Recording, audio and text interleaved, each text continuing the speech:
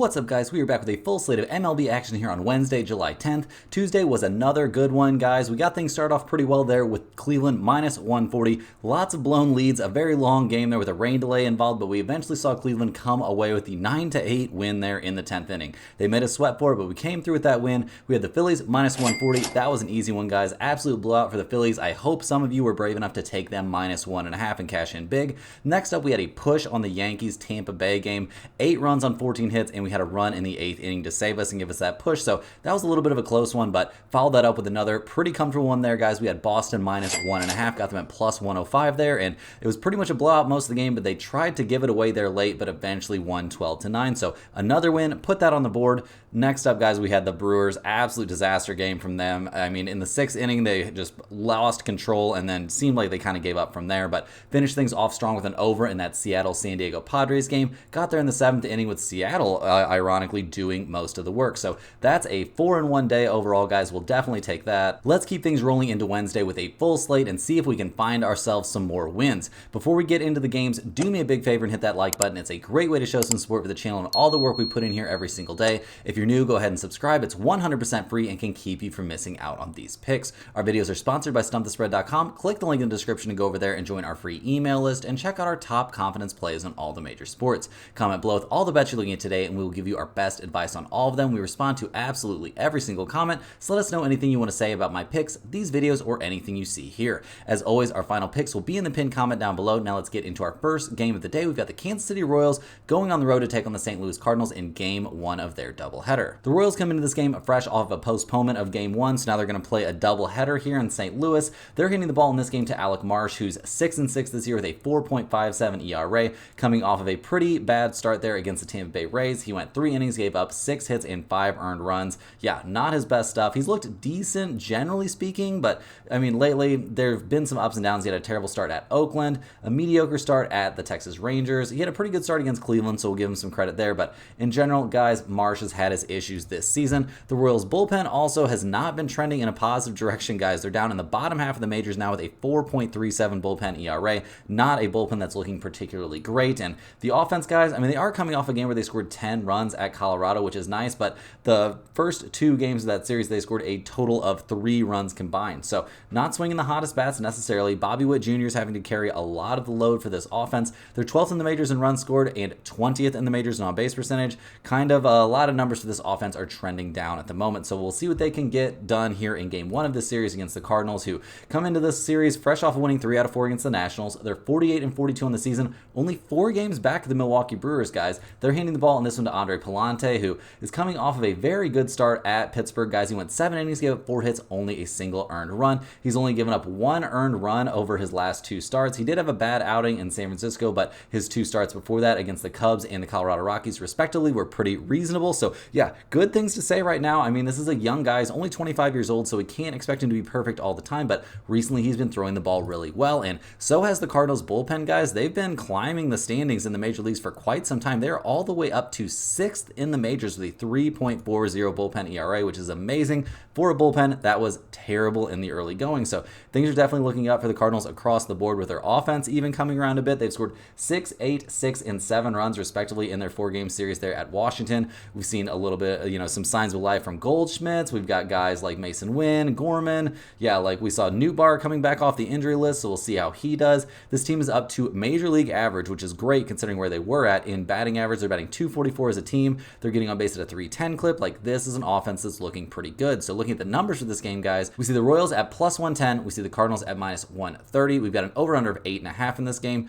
The Royals are only 18-25 on the road. That's a pretty bad road mark. The Cardinals are 23-18 at home, so that's a bit promising. We see both these teams showing trends towards the under, with Kansas City actually being 25-15-3 to the under when playing on the road. So I very much think that under 8.5 is in play for this game. I'm a little bit worried about what we'll get from Alec Marsh in this one. So in general, guys, I'm leaning more towards the Cardinals minus 130 here in game 1 of this doubleheader. Will this end up in the pinned comment? We're going to have to wait and see. Next up, guys, we're looking at game 1 of another doubleheader. We saw the Twins and White Sox game get rained out yesterday as well, and they're playing a doubleheader today to make up for it. The Twins come into this game fresh off of a win in game 1 of the series. They won 8-6. They're handing the ball in this one to Bailey Ober, who's 8-4 this year with a 4.12 ERA. He's coming off a pretty good start there against the Tigers, a good start against the Seattle Seattle Mariners and a good start against the Oakland A's. So, I mean, not exactly a murderer's row of opponents there, but he's taking care of business while he's been out there. In general, guys, the Twins need pretty good stuff from him because their bullpen has had some struggles.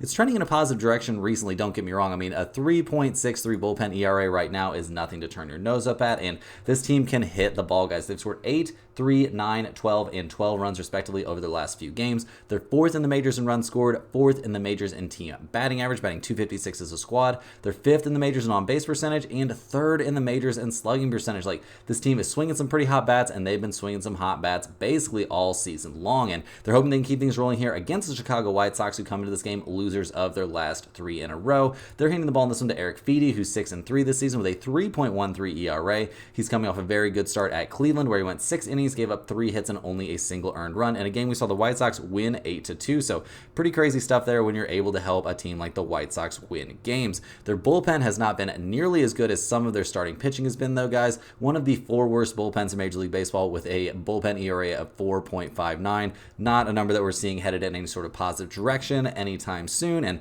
also, guys, the offense hasn't been great. Maybe they've been like 10% better recently, but I mean, they've scored 6, 4, 3, and 3 runs respectively over their last few games. They're dead last in the majors in runs scored, dead last in the majors in slugging percentage, and second to last in both batting and on base percentage. So not a lot of good things to say about this offense. And looking at the numbers for this game, guys, we see some kind of interesting things. The Twins are minus 168. The White Sox are plus 142. So that's, kind of expensive price on the Twins, kind of, not that big of an underdog there for the White Sox, so maybe not a massive amount of value to find there. We've got an over-under listed of 8.5 in this game. We are a little bit worried about the fact that Ober did struggle in his only other outing this season against the White Sox. Back on the 1st of May, he gave up 4 earned runs over 6 innings, so that gives us a little bit of reason for concern. If you're looking at Feedy's history here against the Twins, I mean, he looked very, very good against them back on the 23rd of April, which obviously is an insanely long time ago, but we have to take that at least slightly into consideration. So in general in this game, guys, I think it's mostly a stay away spot for me. I mean, Minnesota is 25-21 on the road. The White Sox are only 16-30 at home, but at these prices, it's just not worth it. Maybe take a slight lean towards the White Sox plus 142, or maybe a lean towards the under. I mean, the White Sox are 26-18-2 to the under when at home. So yeah, that's kind of my leans in this one, under or the White Sox, but in general, a stay away spot for me. Next on the docket, guys, we're looking at the Chicago Cubs going on the road to take on the Baltimore Orioles. The Cubs come into this game fresh off of a dominant 9-2 win there in game 1 of this series at Camden Yards. They're only 43-49 on the season, so not having a great time, but yeah, that switch up there where they ended up handing the ball to Tyone instead of Imanaga definitely threw a wrench in the old works for us, but that was one of our pinned comment plays, so we weren't too worried about it. But they're handing the ball to Imanaga reportedly in this game. He's 7-2 this season with a 3.16 ERA, but not coming off of his best starts, guys. Honestly, his last 3 have been a bit suspect. He was going up against the Mets, the Giants, and the Phillies. We did see the Cubs win one of those games. It was at the Giants, but that was not really his fault. He gave up 3 earned runs over 5 hits in 6 innings.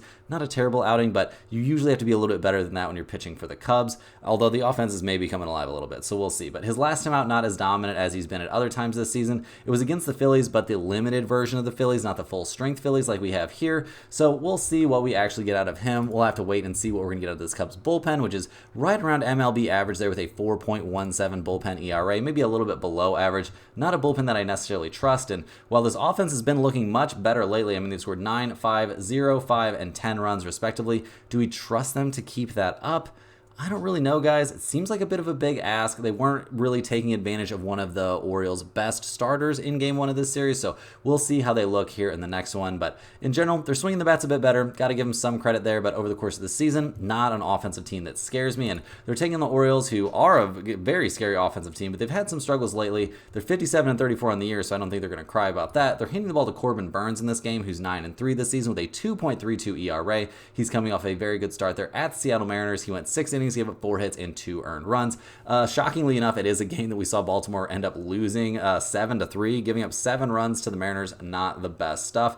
In general, though, we're very content with what we've seen from Corbin Burns this season. Not a lot of negative things to report about him. In general, he's just been dominant. The Orioles bullpen, on the other hand, has not looked as dominant recently as it has at other times this season. I mean, they're down around middle of the pack there in the MLB in terms of bullpen ERA, so some questions about their ability to hold on to leads if they establish one. And with this offense, you would definitely think they have a good chance to establish some leads, but things have been a little bit rough lately. I mean, they scored 2, 6, 8, 3 and 3 runs respectively over their last few games.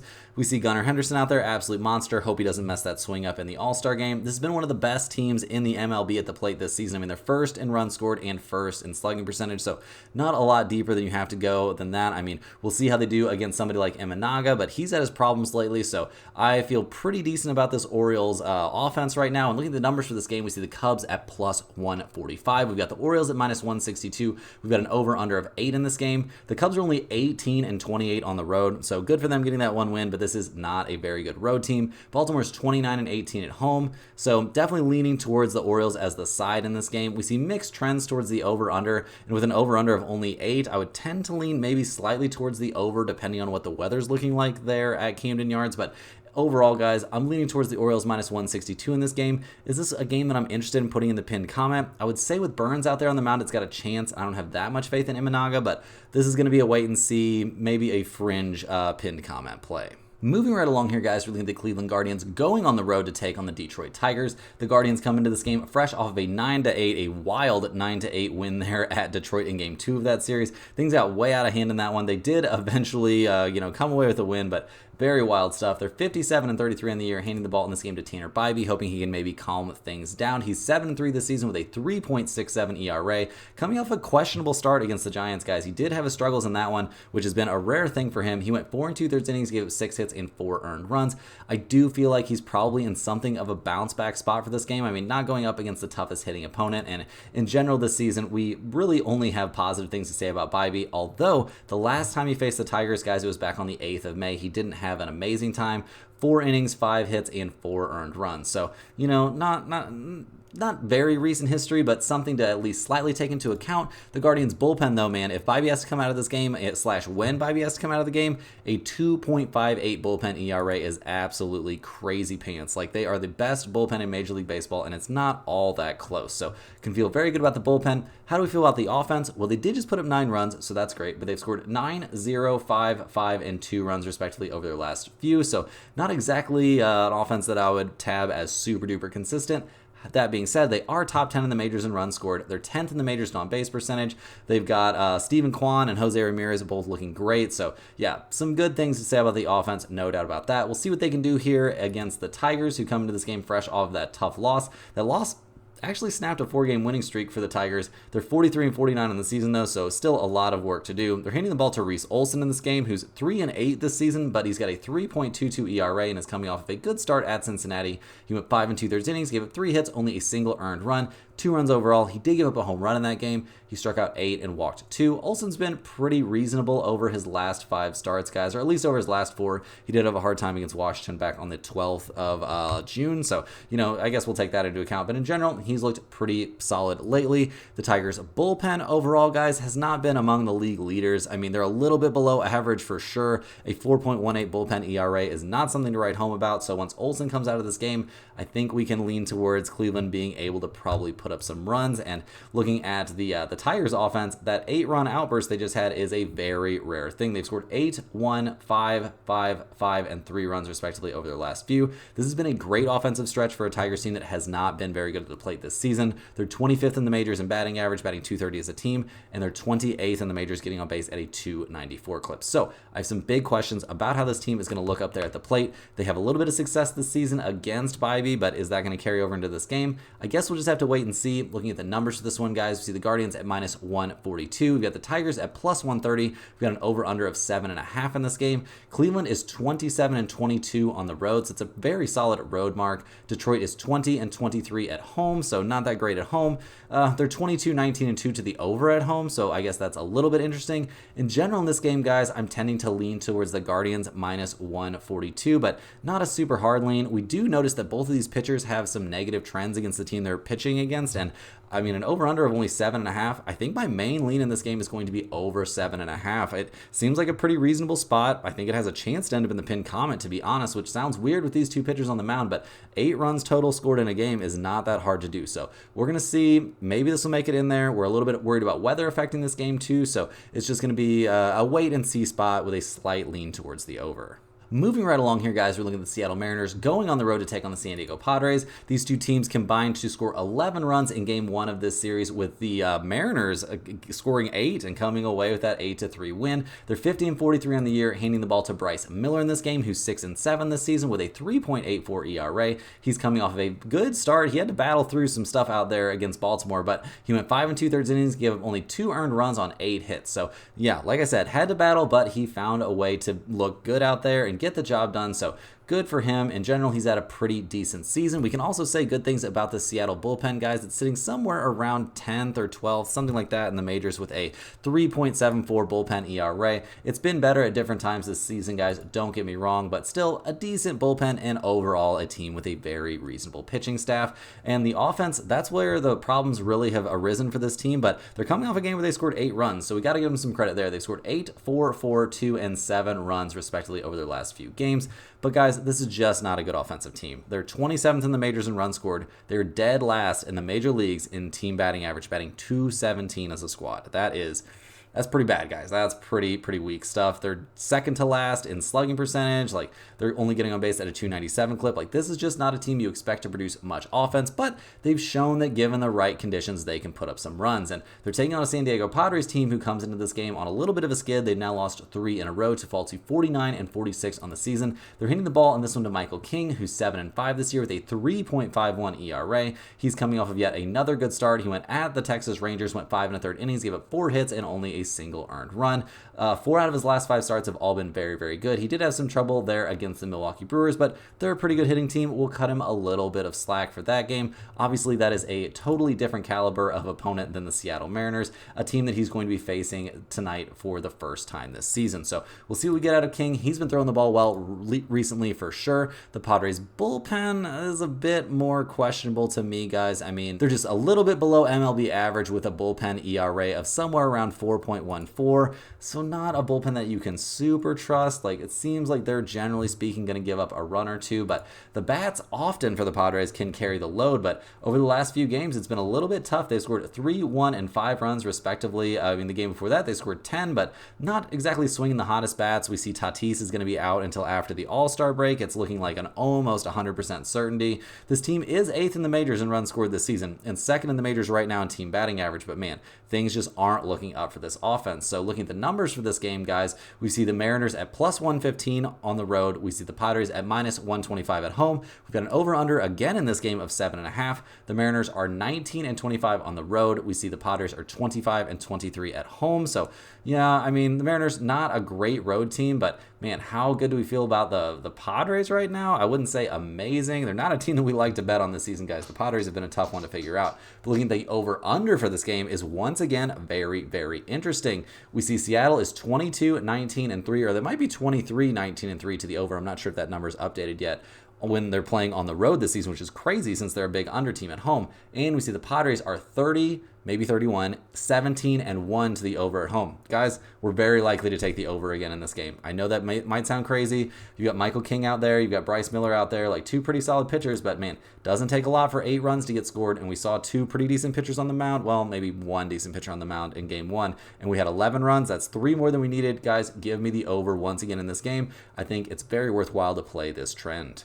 Moving right along here, guys, we're looking at the New York Yankees going on the road to take on the Tampa Bay Rays. The Yankees came away with the 5-3 loss in Game 1 of this series. They're having a really rough time right now. They've actually lost 6 out of their last 7 games overall to fall to 55-38 on the year. We got the push on our over-under play in that game. The Yankees are hitting the ball and listen to Marcus Stroman, who's 7-4 this season with a 3.58 ERA. He's coming off a rough outing against Cincinnati Reds, guys. He went 5 innings, gave up 5 hits and 5 earned runs. He gave up 3 home runs in that game. Like, pretty tough stuff, and that was at home too. That wasn't at the Great American Ballpark, so he doesn't have that to lean on. I mean, just in general, not having the best time right now. I mean, he's given up 5, 3, 3, and 4 earned runs over his last 4 starts, so not throwing the ball particularly well. It doesn't look like he's faced Tampa Bay yet this season, so it's going to be a new experience for him in terms of that. But yeah, right now, guys, things looking pretty bleak for the Yankees. I mean, we've seen their bullpen also be part of this whole problem recently, guys. They're down to somewhere around 8th or 9th or something like that in the major majors with a 3.64 bullpen ERA, which is crazy because at different points this season they were in the mix to be one of the best bullpens in the major leagues. And the offense is definitely struggling, guys. I mean, they've been banged up, no doubt about it. That's going to be a problem until they get healthy. But I mean, 3-0-14, which is crazy, 3-4-2, like just not a team that's putting up a ton of runs right now, despite the fact they're tied for first in the majors in runs scored and fourth in the majors in on-base percentage. Like right now, those numbers are trending down. Good luck to the Yankees out there. They're going to need it. They're going up against the Tampa Bay Rays, who come into this game fresh off of that 5-3 win. They're 45-46 on the season. Handing the ball in this game to Zach Eflin, who's 5-5 this year with a 4.19 ERA. He's coming off of a very questionable outing at Kansas City, guys. Not at the easiest place to pitch, but he went 5 innings, gave up 5 earned runs on 7 hits. He gave a home run in that outing, so not exactly dominant stuff there. He faced the Yankees one time this season, though, and looked very, very good. That was back on 420, guys. That was a long, long time ago. But he went 6 innings, gave up 3 hits, and no runs in a game we eventually saw the Rays win 2-0 in extra innings. So pretty positive stuff there. But like I said, a long time ago. So how much can we glean from that? A bit hard to say. In general, guys, one of the big problems for this Tampa Bay team has been their bullpen this season. I mean, they're somewhere around 5th in the majors with a 4.44 bullpen ERA, so that is obviously problematic to say the least. The offense also hasn't necessarily been firing on all cylinders. I mean, they've scored 5, 2, 3, 0, and 10 runs respectively over their last few games. They're going up against a guy in Marcus Stroman that's been having some problems lately, so that's definitely something to take into consideration. And yeah, I mean, you know, we'll see.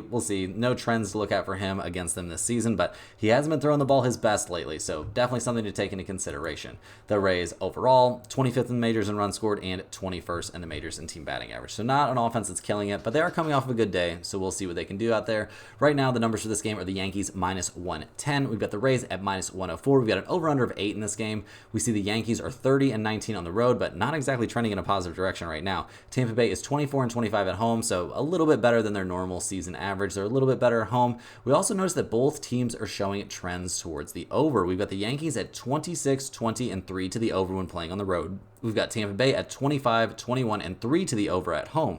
So it might be worthwhile to take a look at that over 8 once again. I'm also interested in the Tampa Bay Rays -104 in this game. I think there's a very good chance they can win this one. I expect a decent bounce back start here from Eflin, pitching at home, which will definitely help him a good amount, and against a team he's had success against this season when they were at much, much higher strength. So we'll see if this ends up in the pinned comment. I would think it's pretty likely that either over 8 or the Rays -104 would make it in.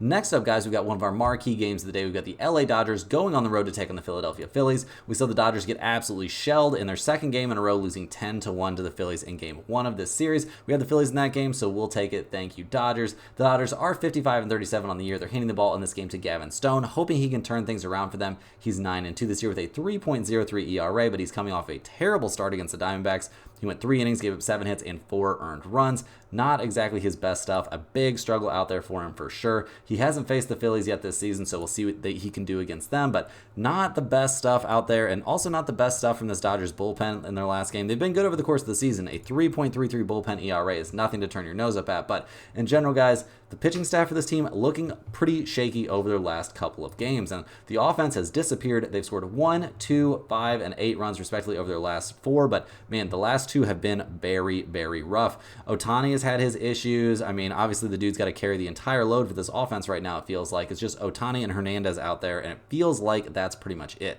Over the course of the season, they are still 3rd in the majors in runs scored and 7th in the majors, batting .255 as a team. They're actually the top on-base percentage team in the major league, so some positives to look at for sure, but right now things are in a little bit of a slump for these bats, and they're taking on the Phillies, who are now back at full strength, and they really showed it out there, getting Schwarber and Harper out there again. It was very, very helpful. They won that game 10-1. They're 59-32 on the season. They're handing the ball to Christopher Sanchez in this game, who's 6-4 this year with a 2.96 ERA. He is in a big bounce back spot, guys. He got absolutely shelled on the road at Wrigley Field against the Chicago Cubs. He gave up 7 earned runs on 7 hits over 4 innings. And shockingly enough, or to me, I would say very unshockingly, it was after a game where he had pitched a complete game 9-inning shutout against the Marlins. So very, very rough stuff from him. Do I expect him to bounce back in this game? I absolutely do. He hasn't faced the Dodgers yet this season. Don't care about that. All I care is that the dude only had to pitch 3 innings his last time out, not getting, another extended, or 4 innings his last time out, not another extended start. I think we're going to see great stuff from him out there after being rested, and we can always expect good things from this Phillies bullpen, guys. 4th in the majors with a 3.36 bullpen ERA. They've been good lately, too, so we'll definitely give him credit there, looking like a pretty good bullpen. And looking at the Phillies hitters, obviously things are just immediately back on track. We see Harper looking very, very good. Yeah, just in general, this team, they're ready to go. They're ready to go. No problem there. We saw Trey Turner look very good. He had a grand slam in that game. Like, things are looking up for this offense. We saw Schwarber get a hit in his return to the lineup. We did see Harper struggle. I mean, he didn't get a hit in his return to the lineup, but I don't think he's going to have too much trouble getting back on track. Looking at the numbers for this game, guys, the Dodgers at plus 120, the Phillies at minus 126. We got an over-under of all the way up to 9 in this game. That's a little bit weird considering the fact that both teams are showing trends towards the under, but the Dodgers are 26-18 on the road, but the Phillies are 34-13 at home. Amazing home numbers for them. We see both teams showing slight trends towards the under, so if you wanted to take a look at under 9, I could definitely understand why you would do that. I think it's a definite possibility, but in general in this game, guys, we are just going to be taking the Phillies minus 126, expecting a big bounce back day here from Sanchez and for those Phillies bats to just keep on going against Gavin Stone, who hasn't been looking like his normal self lately. Next on the docket, guys, we're looking at the Colorado Rockies going on the road to take on the Cincinnati Reds. The Rockies coming to this game fresh off of a 3rd straight loss. They lost 12-6 in Game 2 of this series, so not having a great time there at Cincinnati. They're handing the ball in this one to Kyle Freeland, who's 0-3 this season with a 6.62 ERA. He is coming off of a couple of pretty good starts. He had a good start against the Royals his last time out. 7 innings, 7 hits, only a single earned run. Start before that was at the Chicago White Sox, so we're not going to freak out about that, but he went 6 2/3 innings and gave up only 2 earned runs in that one, so things have been looking up for him over his last 3 starts, no doubt about it. But how much do we trust this guy overall this season? Well, I would say maybe a little bit after such positive outings, but man, he's had his struggles this year, no doubt about it. And the Rockies bullpen has been the worst bullpen in Major League Baseball by far this season. A bullpen ERA of 5.82 is what I'm seeing right now. Like, that almost sounds too high to be real. So as soon as Freeland comes out of this game, and he's shown an ability to go deep into games, he is coming off a game where he won 7 innings, so that's a little bit of a red flag there. Maybe that was a long start for him. Yeah, as soon as he comes out, though, that bullpen is going to give up some runs, and the offense usually can't make up for it, guys. They've scored 6, 0, and 1 runs, respectively, over their last 3 games. They're 20th in the majors in runs scored and 22nd in the majors in on-base percentage. Just not an offense that you can trust, and they're going up against the Cincinnati Reds, who come into this game winners of the last 2 in a row. They're 44-48 on the year. They're not exactly killing it out there, but they're trying. They're in 4th place. They're in the NL Central, 9 games back of the Brewers. They're handing the ball in this game to Frankie Montas, who's 4-6 this year with a 4.19 ERA. He's coming off of, I would say, 3 at least very good starts, and those are starts against Boston, the Cardinals, and the Yankees. Obviously, it's the limited Yankees, but still, the dude has looked very good. He hasn't given up more than 2 earned runs over any of his last 3 starts. He's won at least 5 innings in all of them. Like, he's looking pretty freaking good out there, which is a departure. Like, he's had his struggles earlier in the season, but things are looking good for him now, and things continue to look very good for that Cincinnati Reds bullpen, guys. They're like 7th in the majors or something like that with a 3.54 bullpen ERA. Like, for sure trending in a positive direction. And over the last couple games, guys, the offense is coming alive. They've scored 12 and 6 runs, respectively, over their last 2. I mean, the 2 games before that, they combined to score 4 runs, so let's not freak out too much. But in general, things are looking much better for this offense. We see Elly De La Cruz, trying to do what he can. He's a tear out there on the base pass when he can get on base. This team is 16th in the majors in runs scored, so they're putting up some big numbers when they put up numbers, but 24th in the majors in on-base percentage and 27th in the majors in batting average give me some reason for concern. And look at the numbers for this game, guys. They're pretty wild. We see the Rockies at plus 155. We see the Reds at minus 178. That is a big favorite. We've got an over-under of 9 in this game. The Rockies are 12-32 on the road. There's a big part of your reason for the Reds being such a big favorite. Cincinnati is 21-26 at home. They're 27-18-3 to the under. So they are a big under team when playing at home. So honestly, guys, on the idea that Freeland might have a good start and that Montas might look good out there, I could understand why you take the under in this game, but at the Great American Ballpark and with the Rockies bullpen likely to pitch more than, 1 pitch, it seems like kind of a tough spot there. So in general in this game, I think I like the Reds minus 178. It's a very expensive price, so it's not going to be going in the pinned comment, but in general, do I think they can win another game here against the Rockies? I certainly do, but is this a spot that I love with Montas on the mound and Kyle Freeland having looked better recently? Not exactly a spot that's going anywhere near the pinned comment. Next on the docket, guys, we're looking at the Oakland Athletics going on the road to take on the Boston Red Sox. The A's come into this game fresh off of a crazy 12-9 loss there. They made things interesting at the end, no doubt about it, but eventually lost by 3 runs in a game that should not have been that close. They're hitting the ball in this one to JP Sears, who's 5-7 this season with a 4.74 ERA. He's coming off a good start against the Angels. He went 5 innings, gave up 2 hits and no runs, so very solid stuff. The start before that at Arizona, he did get dinged up a little bit, but not necessarily a disaster out there. He hasn't faced the Red Sox yet this season, so there's nothing for us to really glean from that. But what do we expect from this guy in this specific game? Well, he's given up 0, 3, 8, 4, and 3 earned runs over his last few, and he doesn't go particularly deep into games, so not somebody that I'm super scared of. The A's bullpen has actually been a little bit better than you would expect with a 3.69 bullpen ERA, but not exactly lock them down and throw away the key type of bullpen. So we do have some questions about them. We'll see how they look in this game going up against the Red Sox. Obviously didn't have a great time in game 1 of this series, so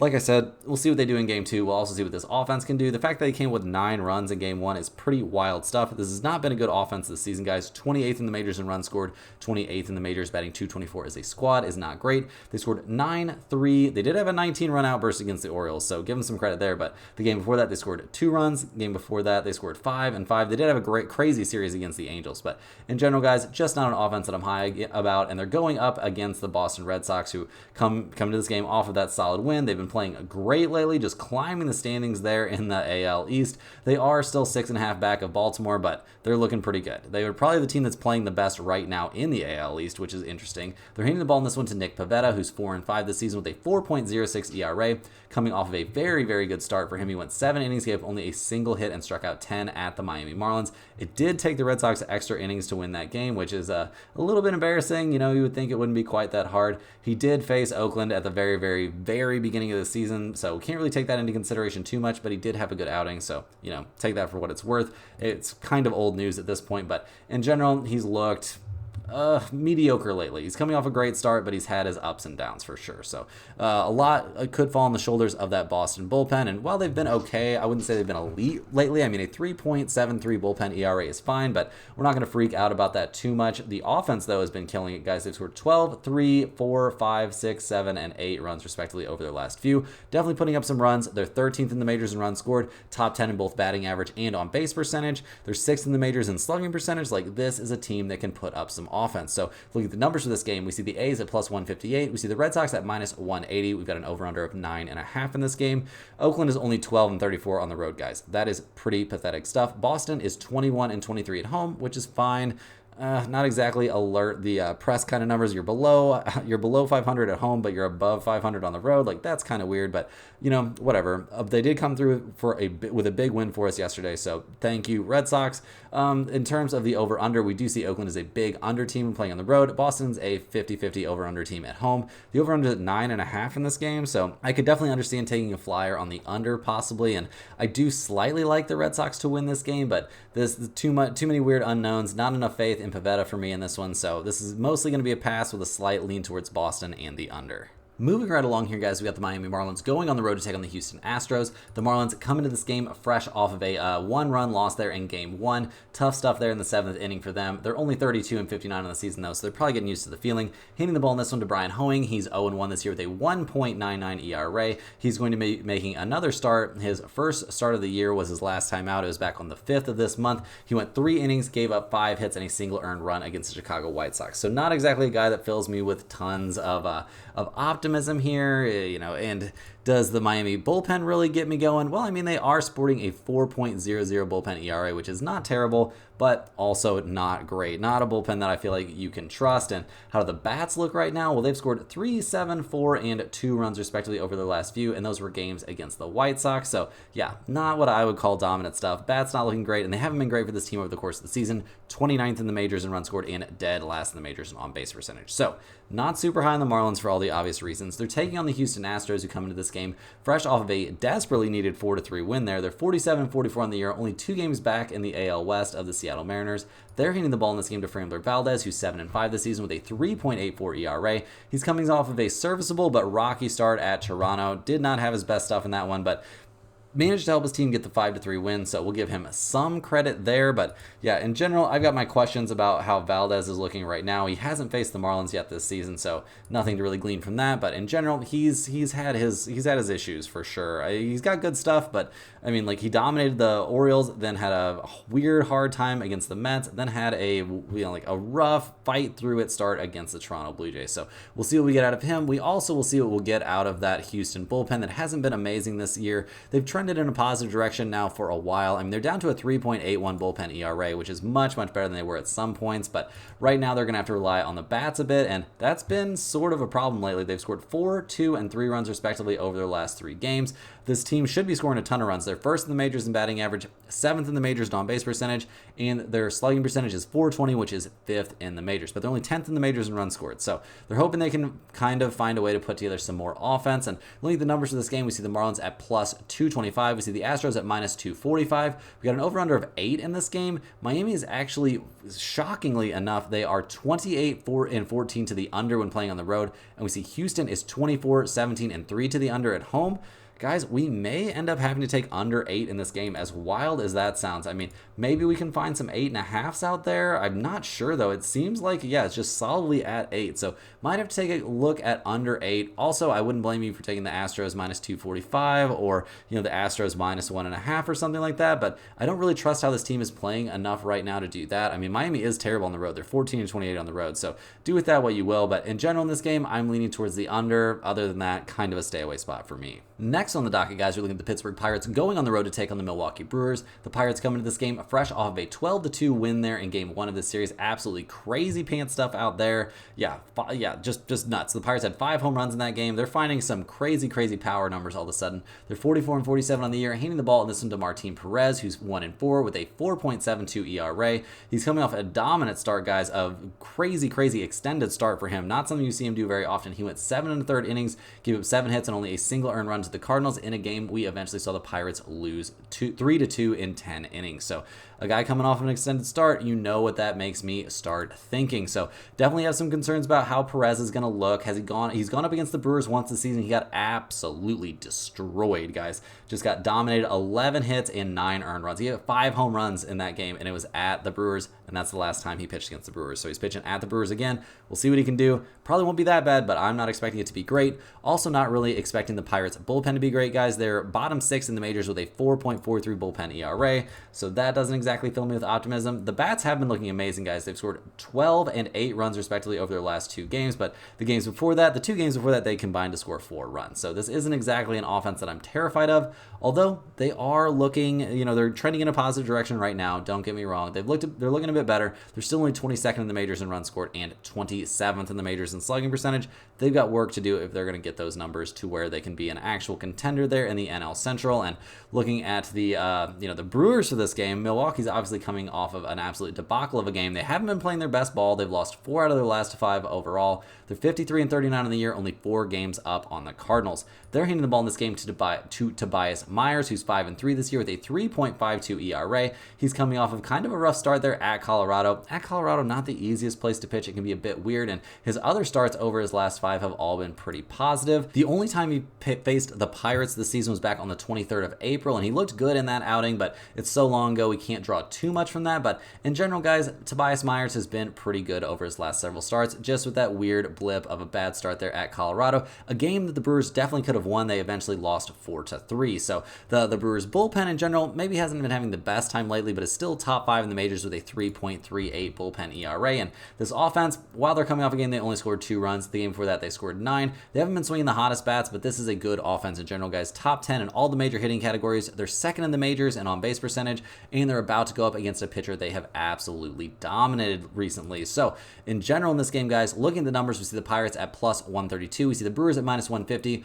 We got an over-under of 8.5 in this game. Pittsburgh is 21-23 on the road, but Milwaukee is a dominant 27 and 13 at home. We also see some mixed trends towards the over-under. I mean, Pittsburgh's basically a 50-50 over-under team on the road, but we see Milwaukee is 24, 13, and 4 to the over at home. So if you wanted to take a look at over 8.5, I suppose that's in play. But guys, I am going to be maybe hammering it's a little bit strong of a term, but I definitely think there's some great value on the Brewers -1.5. If you're taking -1.5, you can get them around +130. We will definitely go ahead and take that. Give me the Brewers -1.5 in this game.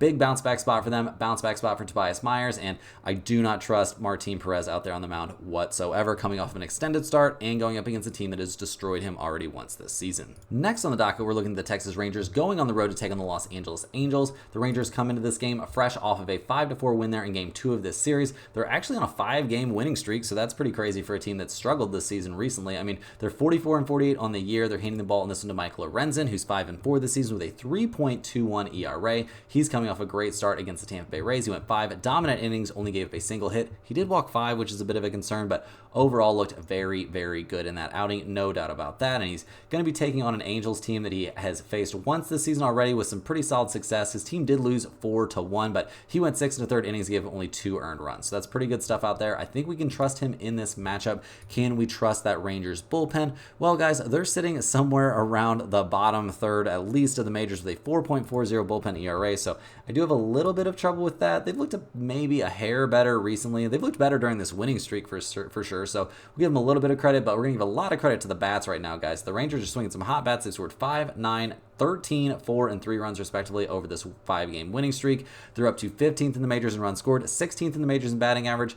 This team is swinging some hot bats. They're taking on the Angels, who have now just continued to struggle. They've lost 3 in a row now, and yeah, straight up not having a good time. They're 37 and 54 on the year, handing the ball in this game to Griffin Canning, who's 3-9 this season with a 4.87 ERA. He's coming off of a not great start against the Cubs, guys. It was at Wrigley Field. He went 4 1/3 innings, gave up 6 hits and 4 earned runs. So some definite negatives there from Canning. Not looking amazing right now, and while he hasn't taken on the Rangers this season, I don't necessarily know that that's going to help him too much. The Angels bullpen has been one of the worst bullpens in Major League Baseball this season, so that's another big problem. And the offense hasn't looked amazing lately. I mean, they've scored 4, 4, and 0 runs respectively over their last 3. They're down to 24th in the majors in runs scored, 23rd in the majors in on-base percentage. Like, this is a team straight up not having a good time at the plate right now. And looking at the numbers for this game, guys, we see the Rangers at -142, the Angels at +128. We've got an over-under of 9 in this game. We see Texas is a just, basically a 50-50. Both teams are basically 50-50 over-under teams playing on the road and at home respectively. The Angels are 18 and 27 at home. The Rangers are 19 and 27 on the road.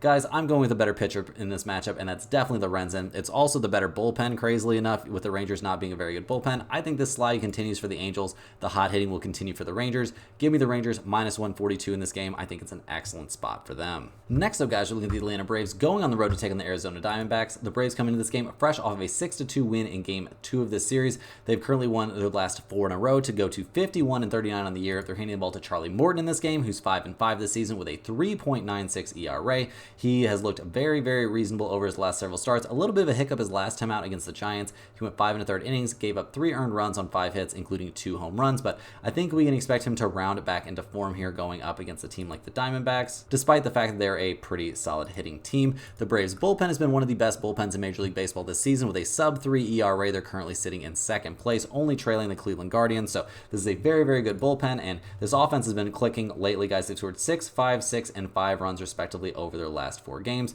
Yeah, hitting the ball pretty well, guys. They're 17th in the majors in runs scored and at 12th in the majors in slugging percentage, so maybe not necessarily an offensive powerhouse, but right now things seem to be clicking. They're going up against the Diamondbacks, who have now lost 2 in a row. They're handing the ball in this one to Slade Ciccone, who's 2-6 this season with a 6.10 ERA. He's coming off of a bad start at the San Diego Padres, guys. He went 4 2/3 innings, gave up 8 hits and 5 earned runs, so not the best stuff out there. I mean, he got knocked around by the Oakland A's the start before that. Didn't have a great time against the Phillies the start before that. You can kind of see how this thing is going. And the Diamondbacks bullpen also not very good, guys. They're sitting somewhere around 8th or 7th in the majors with a 4.43 bullpen ERA, and The bats haven't looked good in this series. I mean, they did look good in the series before, don't get me wrong, but only combining for 6 runs through 2 games so far this series, not great stuff. They've been a good hitting team over the course of the season, so they could come alive, but are they going to come in alive in this game against a starter like Charlie Morton? Seems unlikely to me.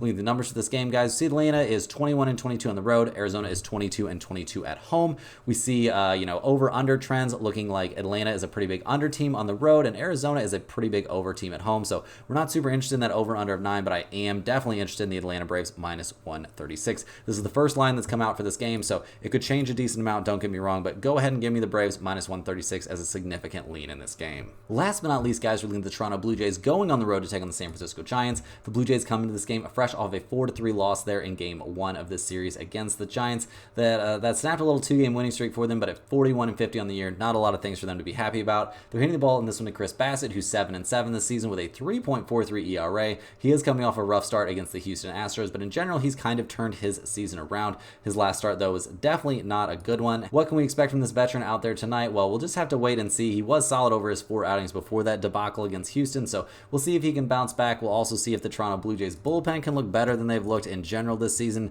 Overall, it's been pretty dark. They've been the 2nd worst bullpen in Major League Baseball so far this season, and the bats really haven't been amazing either. This hasn't been a good offensive team, definitely in the bottom third of the league, so big question marks kind of about the Blue Jays in general for this game. The Giants come into this game fresh off of that much needed win. They're handing the ball in this game to Logan Webb, who's 7-6 this season with a 3.09 ERA. He's coming off of yet another good start. He did go 7 innings in that one at Atlanta, so that's a little bit of a concern. That's a bit of a long start, but not too long for him. He's gone 7 innings in 3 out of his last 5 outings, and he looked pretty good in that one, so definitely can expect good things from Logan Webb. Can we expect good things from the Giants bullpen? Not really, guys. A 4.34 bullpen ERA is terrible, and this offense comes into this game not looking too hot either. They've scored 4, 4, and 4 runs respectively over their last 3 games. They're 14th in the majors in runs scored, 15th in the majors in slugging percentage, pretty much just an average offense. Looking at the numbers for this game, guys, we see the Blue Jays at plus 125, the Giants at minus 138. We've got an over-under of 7.5. Toronto is only 20-25 on the road. San Francisco is 25-19 at home. Guys, go ahead and give me the Giants minus 138 at home in this game. Not any real leans on the over-under in this one, and I don't think this is going in the pinned comment, but it does seem like a reasonable spot for the Giants. That's all the games we have for today, guys. Hit that like button for good luck on all of your bets, and subscribe to the channel if you're new. Let me know in the comments any questions you have on today's slate. Thanks for watching. You can click the link in the description to check out StumpTheSpread.com, and we'll see you guys tomorrow for more sports betting action.